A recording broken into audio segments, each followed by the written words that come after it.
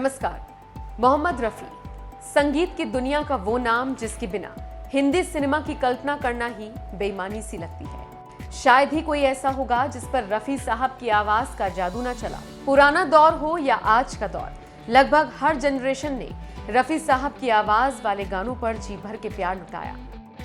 31 जुलाई को देश और दुनिया में एक बार फिर मोहम्मद रफी को याद किया गया। दरअसल शनिवार के दिन रफी साहब की पुण्यतिथि के मौके पर लोगों ने उनसे जुड़े किस्से, कहानियों को जमकर शेयर किया।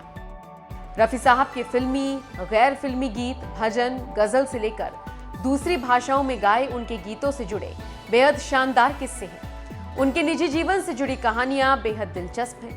मोहम्मद रफी की बहू फिरदौस शाहिद रफी ने उनकी जिंदगी से जुड़े कई अनजाने किस्सों पर प्रकाश डाला। फिरदौस ने एक लीडिंग वेबसाइट से बात करते हुए बताया कि उनकी मुलाकात रफी साहब से कभी नहीं हुई, लेकिन उनकी निशानियां वो आज भी संभाले हुए। फिरदौस रफी से मोहम्मद रफी के किसी खास फैन के बारे में सवाल हुआ, जिसके जवाब में उन्होंने कहा, ऐसे एक दो नहीं बल्कि बहुत सारे फैंस हैं जिन्होंने तस्वीरें खिंचवाकर खुद को फेमस कर लिया। कनाडा से एक फोन आया था जिसमें शख्स ने कहा, यहाँ पर एक महिला रहती है जो सालों से 31 जुलाई को अपनी कंपनी से छुट्टी लेती है। इसके पीछे का कारण ये है कि वो महिला 31 जुलाई को पूरा दिन भूखे पेट रहती है। वो छुट्टी लेकर पूरे दिन सिर्फ रफी साहब के गाने सुनती है और रोती रहती है। इसके अलावा एक और फैन के बारे में बताते हुए फिरदौस ने कहा, कई लोग आते हैं और उनकी कब्र की मिट्टी को अपने पर्स और रुमाल में रखकर ले जाते हैं। कोई उससे टीका लगाता है तो कोई उसे खा लेता है। किसी ने अपनी बिल्डिंग के बाहर रफी मेंशन लिख दिया तो किसी ने अपने मंदिर में रफी साहब की तस्वीर लगा दी। कुछ लोग उनकी निरंतर पूजा करते हैं और उन्हें भगवान मानते हैं। फिरदौस ने कहा, कभी खबर मिलती है कि सोशल मीडिया पर वीडियो वायरल हो रहा है जिसमें कोई खुद को उनका पोता बताता है तो कोई पोती।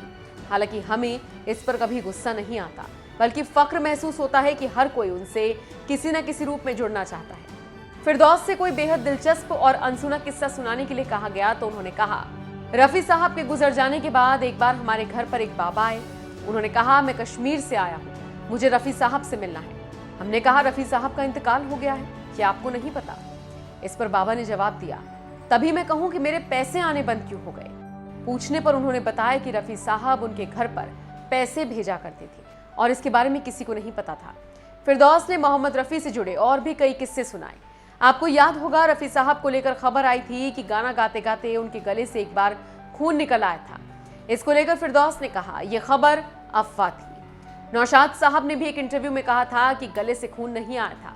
उन्होंने तारीफ में कहा था कि वो गाना इतने ऊंचे सुर का था कि रफी साहब ने 8वां सुर लगा दिया। नौशाद साहब ने उस गाने के बाद रफी साहब से कहा था, गला थोड़ा सूज जाएगा, इसलिए बहुत ज्यादा गाना भी मत गाना, थोड़ा गले को आराम दो। इस तरह उन्होंने गले को थोड़ा सा आराम दिया था। तो देखा आपने, ऐसे थे रफी साहब। उन्होंने न सिर्फ अपनी आवाज के जरिए बल्कि अपने व्यक्तित्व के जरिए भी हर किसी को अपना कायल बनाया। रफी साहब से जुड़े ये किस्से आपको कैसे लगे? कमेंट करके अपनी राय हमें जरूर दें।